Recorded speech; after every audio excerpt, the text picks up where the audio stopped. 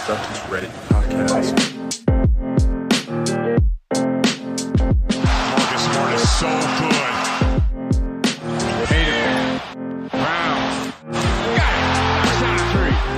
Hello and welcome to the Celtics Reddit podcast. My name is Ben Vallis. Thank you for joining us. Hope you're doing well. The offseason is long and boring, but it is not without news. President Brad Stevens' coaching hire process is already underway. Plus, we're seeing repeated Kemba Walker trade rumors circulating in the press. We'll get to what rumored trade rumors would be the best complement to Tatum and Brown and hit on some of the key upcoming dates through the offseason. Jason, aka Celtics J, is back for his second podcast. Good to have you back, man. How you doing? Second's the best, so they say. Second time lucky. We do have two other new additions to the pod. They were supposed to come on yesterday, but I had to bail last minute. Sorry about that, guys. But they'll surely make their debut soon. But Jason, in the meantime, let's get into it, shall we? Let's do it. So, on the coaching search, so a Woj bomb. I don't know if you can call it a Woj bomb. You make up your mind. ESPN sources, according to Woj, Celtics president Brad Stevens has started to get permission to speak to head coaching candidates, including with assistants Chauncey Billups of the Clippers, Darvin Ham, great Boston name, and Charles Lee from the Bucks, Jamal Mosley from the Mavs, and Ime Udoka from the Nets. Thoughts on this shortlist? There's sort of a notable lack of Sam Cassell there, so I'm curious, Jason, on your thoughts on this little shortlist here. It's the Woj bomb that's essentially saying all of these people's agents are doing their job, right? Sure. Classic reporting. Every single potential or possible candidate has had their name being thrown out there right now. I think the most notable thing is that all the internal candidates have kind of gotten their chance to make their case to Brad and the rest of the organization. Seems like a couple of guys have been having stuff put out about them, especially stuff that they've done positively within the Celtics organization to help market them to other teams. I know a couple of guys have been getting noted for other jobs already. And then there was a note that came out recently that I'm going to forget the coach's name because it's the first time like you've actually heard about this guy in the public arena, but the one that did the paddle on Romeo Langford's hand, and they made a big deal to amplify that whole thing to help market him to other teams. I think he's interviewing over in Detroit. Oh right, and okay. I'm gonna feel like a jerk because I'm forgetting his name now. I'm googling Romeo Langford paddle. that's the best way to do it. We're gonna get the info here for you people. Yeah, that's the raw stuff that the people need to know about. But I think really the last week or so has been all about the Boston assistant coaches getting the chance to, figure out what their next step is going to be, and the organization just trying to help them with that. Brad made it clear in his press conference when they were all talking about this initially that was his primary focus right off the bat, was making sure his guys were taken care of and whatever that meant for each of them. So from here moving forward, I think, they're just going to go, they're going to go through all the cupboards and figure out what the best match is. And I think we're going to hear just about every single name out there because it goes like that every year for every open coaching position. Yeah, and I think paddle guy is Joe Mazzulla, according to Celtics blog. See, I know Larinaga because of the eyes. We hear a lot about the other guys, but the paddle guy, like that was his claim to fame so far. Can't go wrong with the paddle. Put the paddle on everybody, I say, right? Everyone's got room to improve. User RizQZ1 wrote, at least Jason Kidd is not on that short list of players. Another name that was thrown out there recently. He would have taken himself off the list anyway. Right. Another name that was thrown out there recently, sort of in an unofficial capacity, was Mike D'Antoni, which I think would be interesting. Just go all out offense with the Jays, right? I don't know. I don't necessarily think that would be a good appointment for Brad Stevens and the Celtics. I just think like we've seen the best that Mike D'Antoni has to offer, and we can't necessarily expect a jump despite a change in personnel. And I don't know, it just doesn't sit well with me. Yeah, I'm not on board with it either. It'd probably make for better podcasting if we had like really opposing opinions on this. But yeah, I'm not a big D'Antoni fan for this team right now. And I think we've kind of gotten the sense, the news and the insight that has come out that the team is looking for a player-centered perspective. It's just something that seems like a clear point of emphasis and a need for this organization and for this team specifically, especially for the types of players that we have. I think that's just what they're looking for. I think that's what Brad's going to be searching for is someone that comes in with that kind of cachet and that kind of perspective that's going to connect well with these guys and really get them fired up. The way that, we're seeing a coach like Monty Williams now having a lot of success with that Phoenix team, which, I don't know if you've been catching any of those games, but they've been dynamite to watch. Oh, they've been awesome. Yeah, the playoffs have been great so far. Have you got a second round playoff darling that you're sort of following so far? I mean, I'm falling in love with Phoenix. I can't help it. Oh, yeah. Yeah, I can't help it. We're not going to have any opposing viewpoints on this podcast by the sound of it. Falling in love with Phoenix. Absolutely. Yeah. I love seeing LA, even though it's the Clippers, get their butt kicked a little bit by the Jazz. I'm not mad about that. Yeah, and there's an incentive for the Clippers to lose, which we'll get into in some trade discussions in an upcoming segment. But I think we should all be rooting for the Clippers to lose to sort of play into our hand a little bit as far as a hypothetical trade that we'll get to. But the Suns, man, Chris Paul, 36. I'm 34 at the moment. I play basketball and just have no sort of hope for myself at all, athletically speaking, or even skill-wise or anything. And I know it's obviously a completely different level and scale, but just watch CP3 at 36 just carving up the Denver defense there. It's inspiring. It's absolutely inspiring. Getting to another scorching Woj bomb, absolutely devastating Woj bomb here. Quote, Brad Stevens interviewed Joe Mazzulla, paddle guy. Yeah, there he is. Yeah. In addition to Jerome Allen, Jay Larranaga, and Scott Morrison from his own staff, Mazzulla was the coach responsible for the famous ping pong paddle workouts. There you go, with Romeo Langford. How do you feel about potentially hiring an existing Celtics coach there? I just don't think it's ever been part of the plan. Mm-hmm. When they did their original press conference to make all the announcements, Brad was pretty clear that, again, his primary priority right off the bat was to make sure his guys were taken care of one way or the other, whether that meant finding them ways to stick on to the staff moving forward or helping them market themselves for jobs outside of the organization. But I just don't know that anyone on our staff to this point has set themselves apart. The one guy that's had a lot of interest picking up steam lately is Jerome Allen, and the way that he's developed a lot of relationships with the players on the team, and that seems to be something that is, getting a little bit of a head of steam on it. So I suppose if anyone from what I've seen come out, on the internet and what have you, seems to be in the lead of that conversation, it would be Jerome Allen. Mm-hmm. But otherwise, I think they're looking outside of that. Scott Morrison is the name of the Australian Prime Minister. Not to get too political, I'm not a fan of. He leans very far right. And I just I don't know if I could psychologically handle Scott Morrison, albeit another Scott Morrison being the Prime Minister of the Celtics as well. We're going to need a lot more paddles. Yeah, that's right. There's a quote here from Kara Lawson, which you kindly added to the run sheet there, Jason. Quote, I've done really well in my career by focusing on myself in the moment. I love my time in Boston. I love coaching those players. It was a special time in my life. The speculation, you can chase a lot of rabbits down a lot of holes. Which, man, I don't know what to take from that. That's a Brad Stevens level of bullshit right there.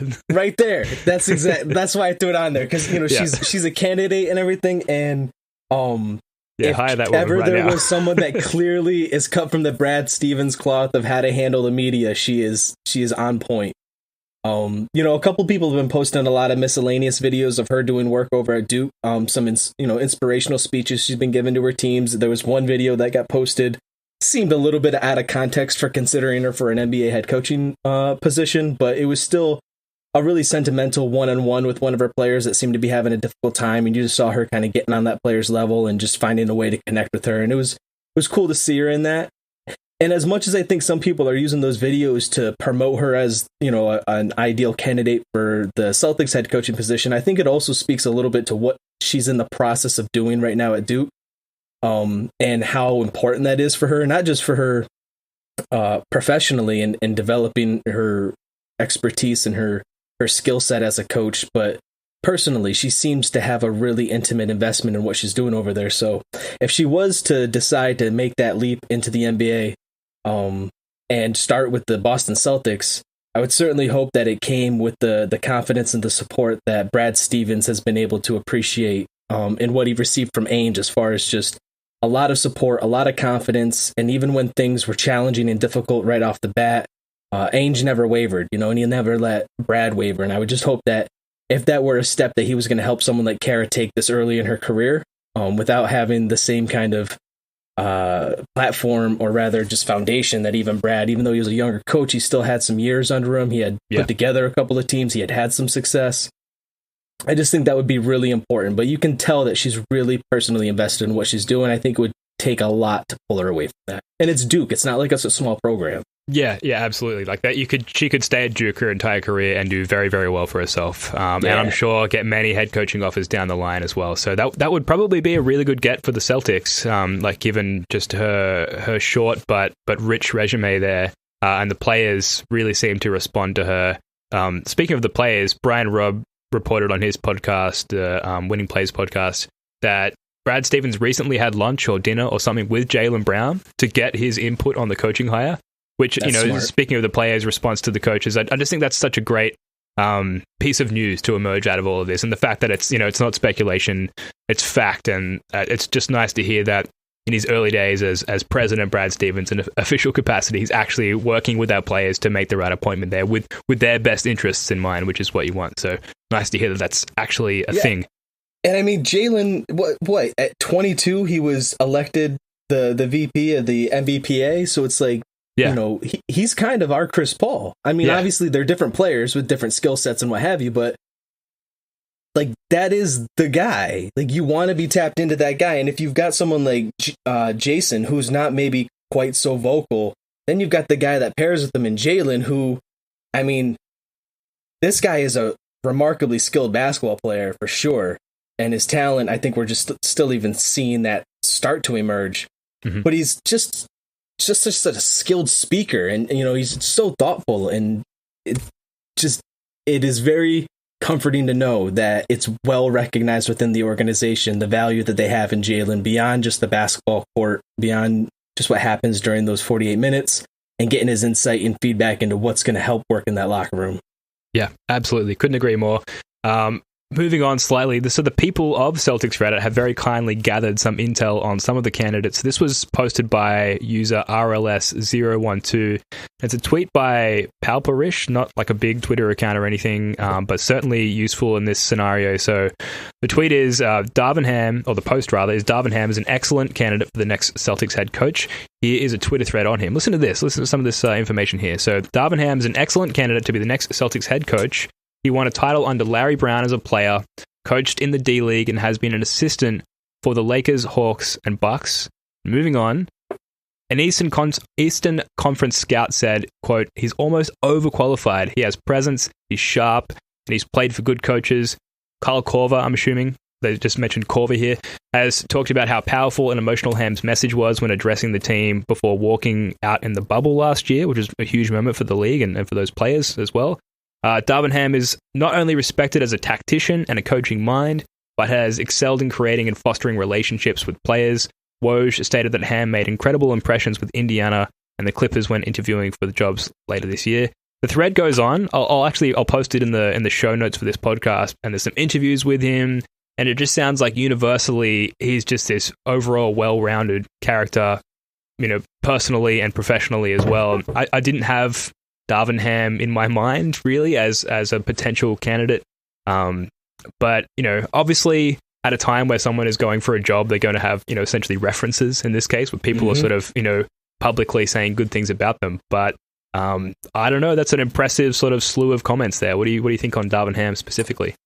Gotta love that feedback. Plus, that dude's broken a couple backboards, I think, in his day. Yeah, like that was his claim to fame in the pros, man. He could slam the ball like just about anybody. But he kind of like Ime Udoka, he was a little bit of a journeyman. It seemed like kind of always played a smaller role on competitive teams. Even with that, I think it was the Pistons team that he ended up winning the chip with, if I remember correct. So like he's played that smaller role on those teams. But he's been on really successful teams. He's been surrounded by really successful organizations and other coaches. It's great to hear that feedback from other players because that's what you're looking for. You're looking for somebody that understands the game in a way that these players are going to respect and be able to learn from and draw from, but also have a certain kind of fire that's going to get them motivated and get them feeling really passionate about what they're doing out there. And so, I mean, that sounds pretty good. I'm willing to hear more about that. Sounds better than some of the stuff coming out about some of the other candidates. It's like, I'm glad hearing some good stuff. Yeah, absolutely. And Darvin Ham, Coach Ham, Darvin, it's a great name. It sounds good in an Australian accent. It sounds good in a Bostonian accent, which are weirdly similar with an AR there. There's some potential there. There's some potential there, especially with. All right, so a lot of people. I'm gonna go on a side tangent just for a quick second. Please, just for a quick second, because there's a lot of temperamental stuff happening in the sub right now. Some people are feeling really extreme on either ends of the spectrum, and no matter what's going on, and no matter what kind of craziness is happening with the team, the organization, what have you, no matter how much Kemba's getting paid, there's reason for optimism, like legitimate, genuine optimism, and I'll tell you why. It's 2 words. Yam Madar. yeah. Right? I feel and if we can get Darvin, then we got the ham and the yam. The ham yam combo. All right. For Thanksgiving dinner served. It's the feast is ready. Let's go. Yeah. Those are like the 2 opposing keys, like in like a nuclear silo that you turn at the same time. Ham and yam. That unlocks, the vault in which lies the IT curse, so we can go in there and finally dispel of that. So I believe in that wholeheartedly. Celtics Reddit user President Brad on Darvin Ham wrote, "This might be a little unfair of me to knock him for this, but being under the Budenholzer coaching tree for the past 8 years, noted for a lack of playoff success and failures to adjust, doesn't exactly inspire me," which I guess we have to give credence to because we talk about the Popovich pedigree. Is there a negative pedigree that you think sort of cascades down to assistants where if they've worked under, maybe incompetent is the wrong word, but certainly as far as playoff success, incompetent Coach Bud, do you think that applies in this scenario? No. No, I don't think it does. And I suppose because at the end of the day, that team's success or failure is going to lie on the players playing the game and the coach making the final decisions, right? Yeah. What we're getting is the feedback from other players and other outlets that this guy is well connected to the players and that he's seeing things in a way that they're responding positively to. In his position, in his role, he's not responsible for the wins and losses on the court, no more than the assistants that have worked under Pop or the assistants that have worked under Brad during this time. That's why you're the head coach. When you're the head coach, that the record falls on you, right? Like that's the blessing and the curse of that role. So I think to hold their success in the playoffs against one of the assistants is, I get what President Brad is bringing up, and you can certainly kind of go down that road to see what they've been around and what they're learning from, but I don't know that would be something that would be a deal breaker for me in considering him as a candidate. And I don't think the actual Brad, the other President Brad would necessarily hold it against him either. Yeah, maybe he rocks up with a list of like, here's what not to do. Here's what I've learned from working under Coach Bud. That's right. That's right. Sticking with the intel gathering of the lovely folks of Celtics Reddit, this comes from user Save Hogwarts, and they've made a post for those unfamiliar with Ime Udoka. I've just summarized that post here, and again, I'll add this to the show notes so you can go and read the whole thing. They go on to say, he's been a guy I've followed since his late playing days in the NBA. Towards the end of his career, he was well known for hanging around practices with Pop and Brett Brown and the Spurs assistants to soak up knowledge and give input. Turns out he's a pretty cool story. Udoka spent 7 years under Popovich, climbing the ranks while watching his fellow assistants spreading their own wings elsewhere. Udoka's 7 years of apprenticeship under Popovich made him appreciate doing the dirty work on the sidelines, just like when he was a blue-collar player. His stint under Brett Brown, as a second in command, meanwhile, gave him the leeway to put his own stamp on a game plan. So right there, we see the sort of combination of positive pedigree and negative, and that he's worked with Popovich and Brett Brown. We did touch on Udoka last week there, Jason, but from reading this or from anything else that's emerged in the past week, have you changed at all with your stance on this guy? He seems like a guy that once he gets an opportunity, he could very likely have a lot of success. And for me, it's completely personal in how I'm interpreting the stuff that I'm seeing video and interview wise from him. He just doesn't seem like a guy that has that fire inspiration button or can tap into that energy. He's got that Brad energy, which it just seems like everyone including Brad, is saying we need to get something a little bit different than that. Yeah, sure. So, I'm not trying to even express, my disinterest in going down that road as a knock against him as a coach, right? I'm just saying he almost seems too Brad-like in the way that he does things or the way that he communicates for it to be a good fit for the Celtics currently. Mm-hmm. Yep, absolutely fair. Let's move on to some more Kemba trade rumors, Kemba Walker trade rumors. This comes from Bleacher Report earlier this week. Sources said the Boston Celtics and Kemba Walker, Bleacher Report, reputable source, sources said, this Kemba stuff is a mess. So, okay, let's just get through the tweet here. So, the sources said the Boston Celtics and Kemba Walker are likely to move forward from their relationship this offseason in a mutual agreement between the parties. And then Chris Mannix followed it up a day or two later for Kemba to hear his name in trade rumors that absolutely has frustrated him. So, I mean, there's simultaneously a lot and not much to unpack there because, like, obviously it's frustrating to hear your name in trade rumors. For those rumors to be coming out of Bleacher Report, there's not necessarily a lot of substance in that report. But one thing, this is one reason I wanted to bring it up on the pod, was that the volume and the frequency of these trade rumors has increased. Yeah. I feel like the rumors were sort of, for the most part, limited to the fan base. And there was some murmurings, around the trade deadline with potentially, and prior to this season with Kemba being rumored to be traded to the Bulls. But really, not this much Kemba Walker trade rumor condensed within this period of time since he's signed with the Celtics, I think. So I think it's worth revisiting in that sense. I feel like your initial reaction is sort of, you've told us everything we need to know, but have you got any more thoughts on these rumors that have come up here for Kemba? It makes sense that he'd be frustrated, right? Like, this is a guy that by no fault of his own hasn't had the kind of success that he was looking to have here. Like, he was excited to come onto a team that's been in consecutive years really competitive in the playoffs, and that's what he was looking to do. He was looking to be able to shine in the playoffs, and even in the brief times that he's had to showcase his talent in the playoffs, he's been held back by some injuries.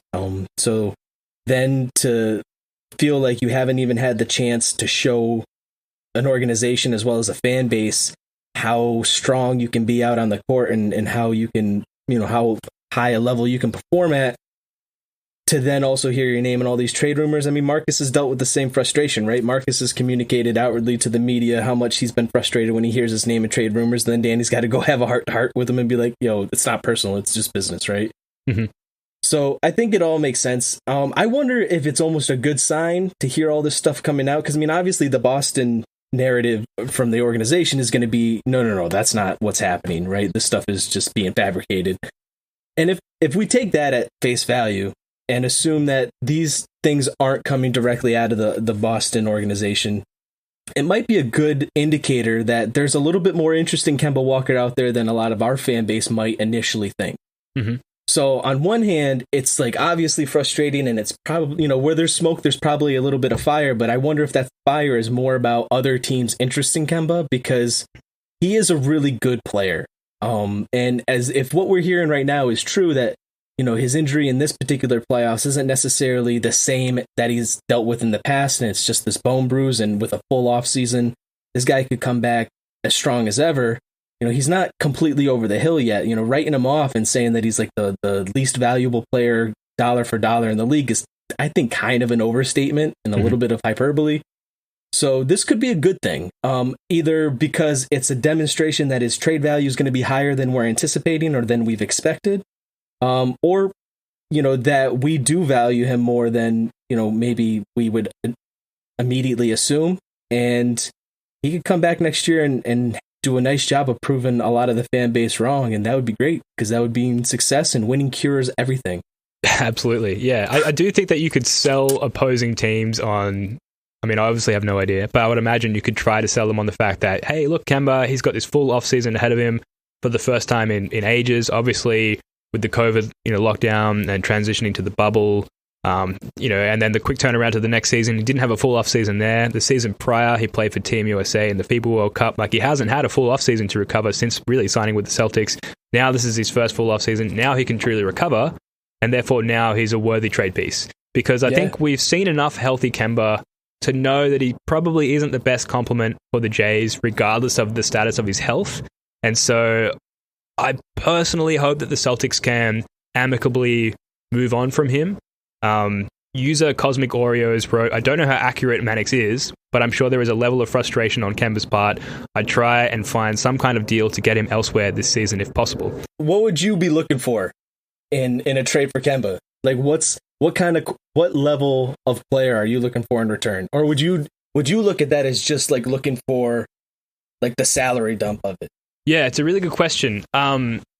Ultimately, I'm looking for us to have cap space in 2023 because there are some intriguing free agents that are available at that time. And so I think in the meantime, we just need to complement the Jays with complementary pieces to put them on the path to success in the meantime. So for me, that's kick out options. It's two things. Well, three things, but I'm going to sound greedy saying this. So the first one would be a playmaking point guard. I do think that Marcus Smart, put in his place a little bit by potentially a new coaching hire, is completely adequate for that role, and that he's been our best playmaker for a couple of seasons now. He's absolutely a defensive positive compared to Kemba Walker, so we kind of had that point solved already. Kick out options, Fournier would be a good re-signing. There were reports today that he could only command as little as $10 million a year, which would be fantastic. I'd be happy with 15. Going above 15, a little bit less intrigued. Starts getting dicey, yeah. Yeah, so kick-out options, absolutely, because, obviously we were injured and Kemba wasn't himself and Jaylen Brown wasn't himself in the playoffs, but so many times you'd see Tatum get penetration, and we've seen Brown do the same thing in the past, and then, kick out to Romeo, who we love for other reasons, to Neesmith, to Pritchard, and in that situation for rookies, you can't expect them to knock down those shots at that level of the game. So kick out options is the second one, and big men. And I think we're sort of 50-50 collectively as a fan base as to whether or not Rob Williams is the guy.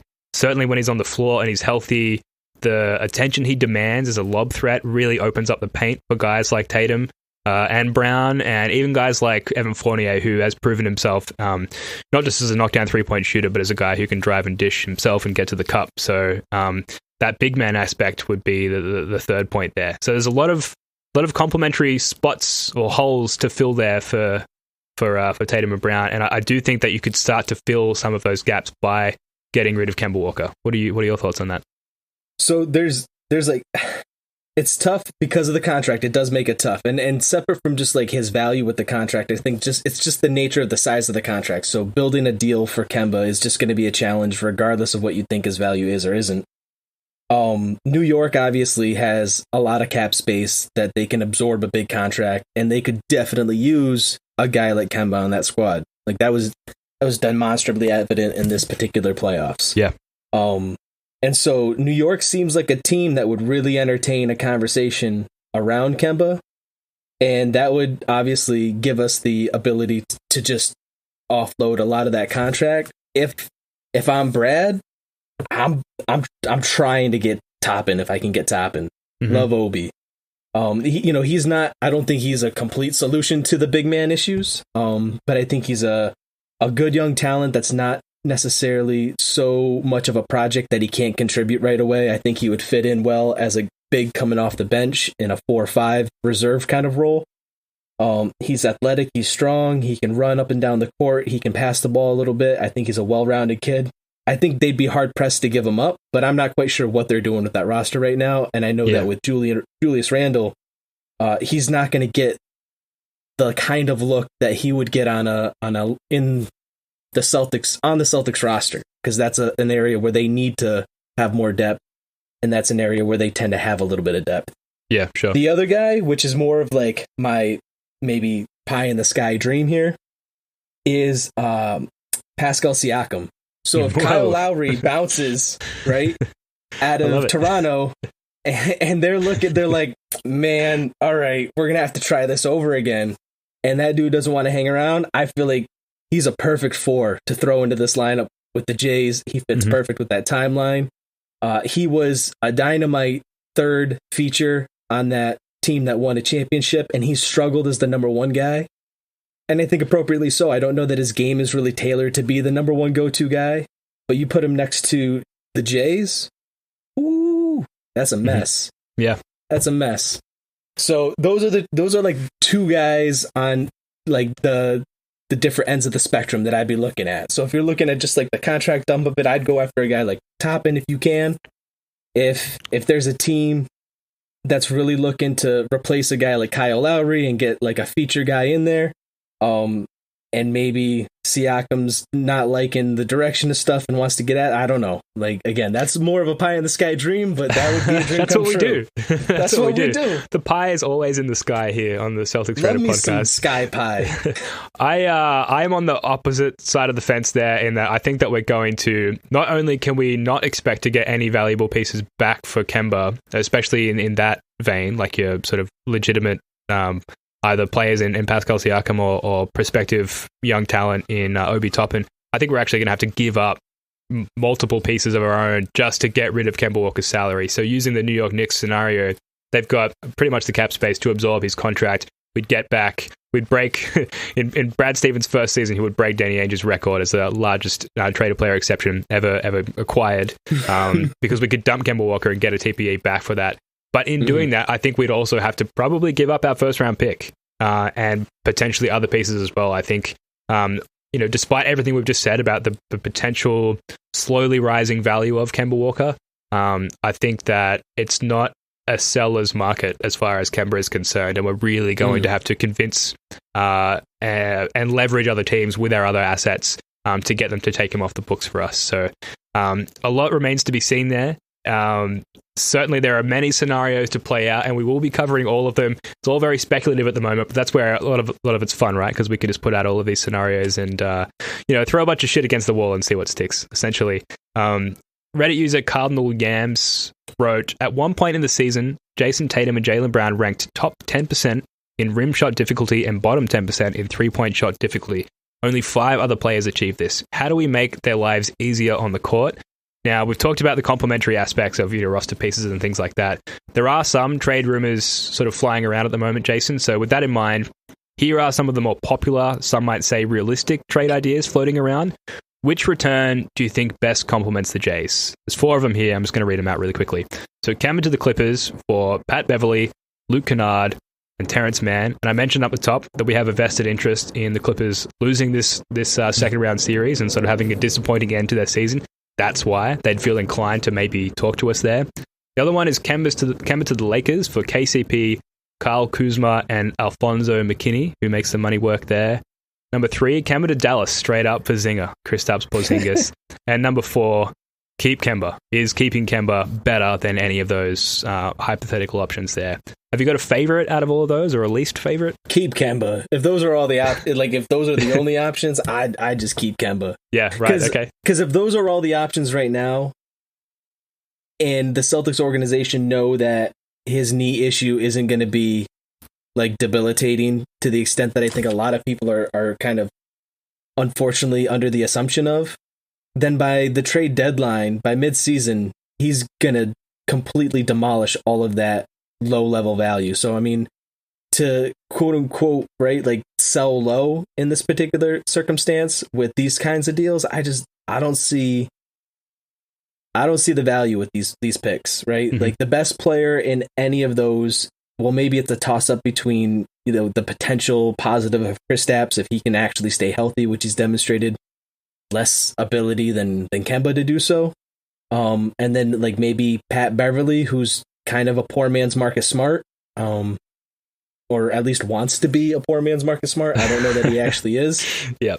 So I don't see any deals there that I like, even under the guise of realism, which I always appreciate when people tag their posts as realistic trade options. Yeah, like this won't get me downvoted if I just put the word realistic in that's there. right. Yeah. You gotta watch those downvotes. I don't want anything to do with any of those players. I think number 2 is maybe the only interesting one, because I suppose there's a world where you could consider, well, you trade for KCP and Kyle Kuzma and maybe you flip those guys for other assets, but then it's like, why bother going through all that? Why make your job more difficult when Kemba will just as likely increase his trade value mid-season?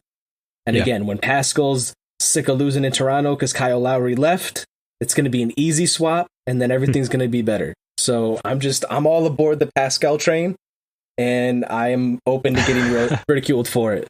I don't want pork chop. I'm good.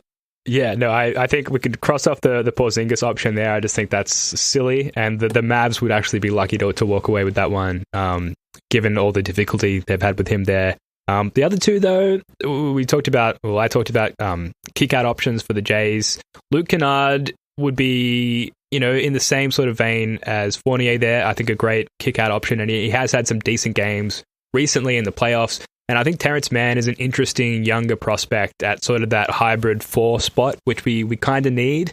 The sort of position that, we hoped maybe Grant Williams would fill, but it turns out Grant Williams is a better backup 5, at least in the playoffs. Terrence Mann could fill an interesting role there. And similarly, KCP, good sort of 3-and-D guard /3 there. Kuzma, he hasn't Kuzma's shown better me... than Tatum, right? Sure, absolutely. It's known. It's a known fact. That's what all the Lakers fans have been talking about for a good long while. Yeah, but he does sort of fit. He's a big body who can knock down the 3. He's not a defensive 0. I just think, if you put Marcus Smart at the 1 and you bring Fournier back at the 2, then it's sort of about turning Kemba into a better populated bench. And guys like KCP and Kuzma or Kennard and Terrence Mann, much better bench than what we rolled out in the year prior. Obviously, try your best to hold on to at least one of Pritchard or Neesmith or Langford, because you're probably going to have to ship out a couple of those pieces in making this trade happen. But I do think there's a sort of a rebalancing act that could be achieved there and shipping out Kemba for some of these more complementary pieces. Anyway, very speculative at this point. Draft consideration. The Celtics do have the 16th pick and I think the 45th pick in the upcoming draft. Admittedly, not a big college hoops guy, not a big draft guy. I read the one Kevin O'Connor article the day before the draft, and that's as deep as I go. What about you, Jason? You're a little bit more local there. You're located, in the Massachusetts area. Have you got a vested interest in any of these prospects? I've made a couple of posts with guys that I found interesting. There's a big man, Charles Bassey, that I think is an interesting guy for us to take a look at. There's a general sense that 16 would be too high for him, but I also think it's a little bit early to kind of judge where people's rankings are on most mock drafts. Like, that's going to fluctuate, especially after the lottery, a lot leading up to the draft. And then, the Celtics organization, Danny Ainge especially, has never shied away from reaching in those teen picks for folks that he just kind of buys into. So I think he's an interesting guy to look at because he's a big man, 6'11", he's 235. He's well built. He's a strong guy. He's a junior, so he's been playing the game for a minute. He's not just like a young kid that's going to be a big time project. I think he could come in and contribute pretty quickly. He's got a decent looking jump shot. I don't think he's a guy that's going to come out and hit 35% of his threes right off the bat, but I think he's going to have to be defended honestly out there, so he helps stretch the floor a little bit. He's a bigger guy, but he seems pretty agile. So he might not be able to switch the same way that Robert or Tice or Horford did, but I don't think he'd get killed on pick and rolls either. So I think he's an interesting guy for us to be looking at. A lot of folks are looking at some of these point guard options. Again, I'm not falling in love with a lot of point guard options because I'm kind of already admittedly in love with Marcus Smart, and I won't apologize for it. So a lot of and so a lot of folks are looking at Josh Giddey, and he's a guy that's getting a lot of attention right now because measurably and stylistically, I guess he compares in a lot of people's minds to the what is it, LaMelo Ball? Okay, yep. I was going to say Joe Ingles, but yeah. Yeah, that being said, he's probably closer to Joe Ingles than he is LaMelo Ball. So I'm not sure where people are getting that comp, but he's a big point guard, which I think excites a lot of folks. But I don't know that he's actually going to be able to play point guard in the NBA. I think I actually like your comp. When I watch his videos, he makes me think a lot more of a Joe Ingles than anything. A guy that can be a good playmaker from his position, but never is really going to be able to feature because he just doesn't. I don't think he's got the quickness to hang at that position. Yeah, sure. Yeah, I mean, I don't know. I haven't watched him ever, to be honest, even though he is Australian and he has played in the NBL. Certainly when Aaron Baines was on the this Celtics, is the that was one a guy great you time. should have locked down, man. We Yeah, I should know, be right? getting the good stuff from you right now. Here's the one name that I wrote down because I did read a couple of mock drafts last night just to get a sense of who's sort of available in the range of 16, and Josh Giddey was a name that popped up. He is Australian. He is listed as a wing/point guard, and he's 6'8". So I think there are a lot of similarities to Joe Ingles there. I think despite the lack of quickness he mentioned, he's still quicker than Joe Ingles. And yet, with that lack of quickness, Joe Ingles manages to have a very noticeable impact on the game with his playmaking and his three-point shooting, which were two aspects that were sort of highlighted as part of Giddey's game there as well. And they're both relatively the same height as well. So there's sort of this, essentially a wing. He can't shoot, though.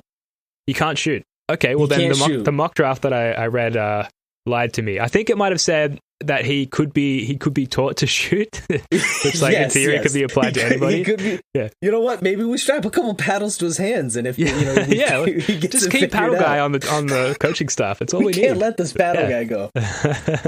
Yeah, I mean, Giddey obviously jumped off the page there for me, given he's from Australia. A couple of other names that were mentioned. So, user out to beat the fray made a post to some contention there. There were some negative responses, but they wrote Jeremiah Robinson Earl from Villanova is the next Al Horford, just in their sort of the behavioral aspects of their game and also their physical dimensions too. I don't watch a lot of college hoops, so I don't know much about this player, but people of Celtics Reddit, they've done the research. We've got to shout him out. Yep. And someone else in that thread made a comment that I ended up upvoting because I thought it was a much better comparison. He actually is a super reminiscent of actually like Grant Williams' play style. Yeah, right. Reminds a lot. So I suppose Al Horford's the ceiling, the pie in the sky ceiling. Grant Williams is the floor. That was user DePhantom Menace Leica. Nice. Yeah, so a couple of other names. At Eshaka on Twitter, they mentioned the Boston Celtics will host Canadian guard AJ Lawson for workouts in the coming days, getting more explosive by the day, real smooth, almost 6'8" now, high upside. And did a bit of reading on this person, and it seems like they fall in the range of like the deep project or even a two-way contract. But nice to see maybe the Celtics looking at a two-way contract that it's not way too tall or way too short. 6'8" as a point guard, I think is really the sweet spot there, and nice to see maybe a different approach as far as getting some guards on the team there. So maybe that's Brad Stevens leaving his mark already. Obviously loves a switchable defense, and a 6'8" point guard certainly plugs into that system very well. So just quickly, we'll get to one more name, and then Jason, if you've got any more, we'll get back to you. But Chris Grenham tweeted out that the NAIA All-American EJ Onu is among the prospects working out for the Celtics this week, according to a source. At 6'11", with a 7'6" wingspan, Onu led Shawnee State to a national championship this past season. His athleticism will intrigue NBA front officers. So maybe hedging your bets there on Rob Williams as far as appointing a similar archetype there. Yeah, and I watched some of the video that was posted about him. The one thing I'd say is it was kind of like watching the video when folks were coming out of high school and you'd watch guys like Al Jefferson or Dwight Howard like dominate in high school. It like those video really play off kind of like that. So it seems like maybe he's playing at a slightly lower level peer wise. So it'd be interesting to see how he does against, higher level competition. But like you said, maybe these are guys they're considering for, a second round pick, guys that they might bring in if they go undrafted and have them on a two-way contract, have them spending some time in Maine with the newly named Maine Celtics. Creative. Yikes. But yeah, it would be an interesting prospect to take a look at. Yeah, absolutely. Well, look, there's plenty of exciting things coming up in the offseason, and one thing that we like to do on this podcast every offseason is map it out, because I think in the whirlwind of the playoff season ending and the disappointment and the dust settles and you're trying to emotionally pick yourself back up, you start to think like, okay, what next? What's coming up? And a good way for us to look at that is just sort of the upcoming important dates for the offseason. And typically myself and the other guys on the pod would, go and look through, NBA.com and various articles and sort of map it out ourselves. This year, Keith Smith of Celtics blog has written that exact article, and I'm going to plagiarize / read out some of the dates that he's listed here. So some key dates in the upcoming, some key upcoming dates in the offseason. So June 21 to 27 is the NBA Draft Combine. And Jason, feel free to jump in here if any of these dates or events mean anything to you in particular. They're all pretty generic, though. Mm-hmm. June 22 is the draft lottery, which for the first time in a while, date has relatively little meaning for the Celtics. No more Nets, Kings, or Grizzlies picks to monitor. It's kind of a load off your mind, right? To not have to worry about the success or failures of another team. Some people wanted us to tank for a lottery pick. Yeah, I'm not one of those cats, but some folks are feeling that way. Yeah, absolutely. So July 7 is the NCAA 2021 NBA Draft Early Entry Candidate Withdrawal Deadline. A reach here for Keith Smith. I didn't. I mean, I don't know. Is there any significance to that date or event to you? Nah, not really. Okay, well, let's move on. Yeah.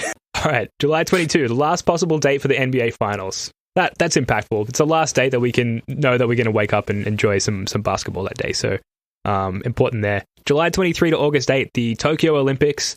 No idea if they will even happen, or if they do, if any Celtics will be involved. Do you have a hope for our Celtics there, Jason, as to whether or not they'll include themselves? I'd love our guys to get a break, but I know that playing in those leagues in those tournaments means a lot to a lot of these players. So if the guys are up for it and want to be a part of that, I'm going to be happy to catch the games or the highlights however I can. But if they take the time to rest and recover from what's been a tough couple of seasons, I'll be super excited to hear that too. Well, Fournier is definitely suiting up for France, reportedly, and Tristan Thompson is part of the player pool for Team Canada, whereas Smart and Brown are not part of the initial player pool, or Smart isn't, rather, and Brown is injured. Same with Kemba Walker, so Tatum is really the only potential call-up there for that team.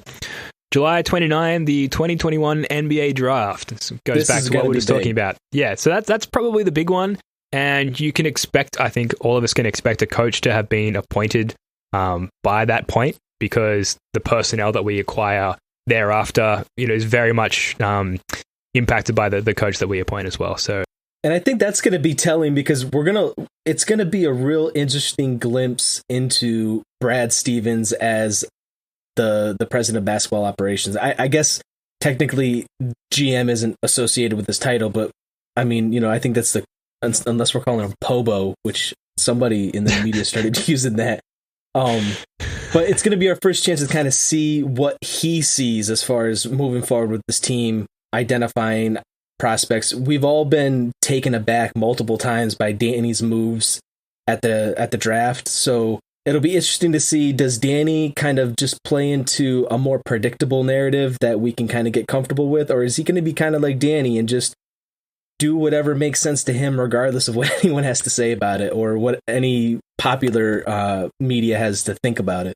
Yeah, I'm looking forward to a clean slate there as far as like behavioral expectations from our president or GM. In that, eventually there with Ainge, it almost became predictable. Think about the last couple of drafts where he had all of these picks, and you kind of went in with the hope that surely he was going to trade up, or he was going to make some sort of trade to sort of consolidate those assets and not overcrowd our team with rookie sophomore players. And of course he didn't, and he made those drafts and, or he made those picks rather, and it became predictable. So I'm looking forward to just an element of surprise in whatever Brad Stevens does there. July 31, Jabari Parker's contract becomes guaranteed for $100,000. Not a bad chunk of change. Yeah. Love it. So he seems to be, and I guess that'll be confirmed at that point, part of the team's He's a at least dark short-term horse for plans. being like real impactful next season. Like he seemed a little bit out of shape in the playoffs, especially, but he definitely seemed like he was going for it, and he was digging in on defense. He got burned, but he was digging in. He was giving it a go. Yeah. He's a dark horse for being a real impactful contributor to this team next year. And if he kind of finds a way to shine and revitalize his career a little bit, and this might play into who we get as a coach, and can that coach, evoke that kind of energy from him and get that production out of him this upcoming season and help revitalize career, similar to how Brad did for Evan Turner. That would be really something, and that could really open up some opportunity for success, because that would just balance the Jays in a way at that 3-4 swing position in a way that we just haven't really had. So that, that's going to be interesting. That, the contract becomes fully guaranteed, and we'll probably know by that point a little bit more clearly what our intentions are with it. For sure. Yeah, absolutely. August 1, qualifying offer deadline for restricted free agents. So for Boston, this impacts our two-way players, Taco Fall and Tremont Waters. Jason, of those two players, is there one that you think they'll keep or drop, or what do you think the sort of the immediate future holds for those two guys? I have to imagine they're both gone. Not for any like lack of, you know. I just think there's not room for them on the roster anymore. Neither one of them have been able to demonstrate the ability to be effective contributors at the NBA level. They both seem like great guys and hard workers, but there just doesn't seem to be a space for them. Sure, absolutely. I agree with you there. And I think the We Want Taco chants have gone from cute and endearing to like a little bit sad, which sucks because... It's like, I'd be frustrated if I were Taco. Yeah, and by all accounts, he's like a super awesome dude. And I kind of feel bad for him there, like that he's like this, you know, it's not my original term, but the human victory cigar. I want more for him. And I think there's probably, you know, roles within the league or other leagues for him to be truly impactful. And I'm sure that he's, you know, garnered a lot of valuable experience in the last couple of years. But I hope that whatever is next for him, you know, is something that he can focus on long term and that makes him happy. I want him to be happy. He seems like a good guy. Yeah. Never met him.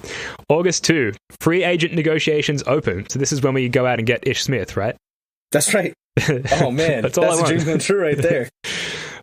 August 6, free agents can officially sign. August 8 to August 17, NBA Summer League. There will be a Summer League. Presumably, Neesmith will play. Pritchard will play. You know, dominate. Some of the most joyous Celtics moments in the last few years have been our Summer League teams. You know, that the Carson Edwards stretch, that Summer League team where we had Tatum and Brown, rookie Tatum and sophomore Brown. Like, there's been some good Summer League showings for the Celtics. This could be one of the best. I love me some Summer League.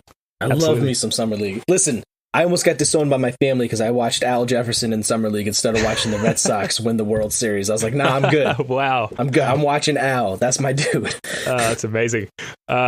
Late September 2021 NBA training camp begins. There's going to be a training camp. We didn't have much of a camp last year, so I think that Unpack the paddles. Yeah, that's right. Ship them in. Anytime before the start of the 21-22 season, rookie scale contract extension deadline for Robert Williams. Again, I think we'll do another pod on this as some of the other details for the offseason starts to emerge. He's getting extended one way or the other. They're going to extend him one way or the other. I certainly hope so. Absolutely. Yeah. And we might even get a good, you know, Steph Curry style deal, upscaled down a little bit, obviously, but in that he has an injury concern, maybe we can get him cheap and maybe that works out well for the Celtics. Quickly, last two dates here. October 31, the deadline to pick up the 2022-23 team option for rookie scale players. So for the Celtics, this would include fourth-year team options for Romeo Langford and Grant Williams, and the third-year options for Neesmith and Pritchard. And finally, late October, the 2021-22 NBA season starts. Where are we at now? We're in June. So we've got like a good 3-4 months here of no NBA basketball for the Celtics, which sucks, but we want that rest for our guys, right? Like, just every day that you're bored with a lack of Celtics is another day that our beloved Tatum and Brown and co get to recover. We need to retire a new jersey that just says Hospital Celtics. We need to retire that jersey and let it be done with. Hospital Celtics needs to be over. Yeah, we can hang it up with the jersey that says Brooklyn pick and trade a player exception on the back as well. All right, I think that's going to do it for this one. Thank you for tuning in. Thanks to all the good folks from Celtics Reddit for your posts and your comments. We love your stuff there. And Jason, love your work, mate. Thanks again for coming on. Hey, thanks again, man. Been a pleasure. Talk to you next time. Awesome. All right, folks, until next time, go Celtics. Peace.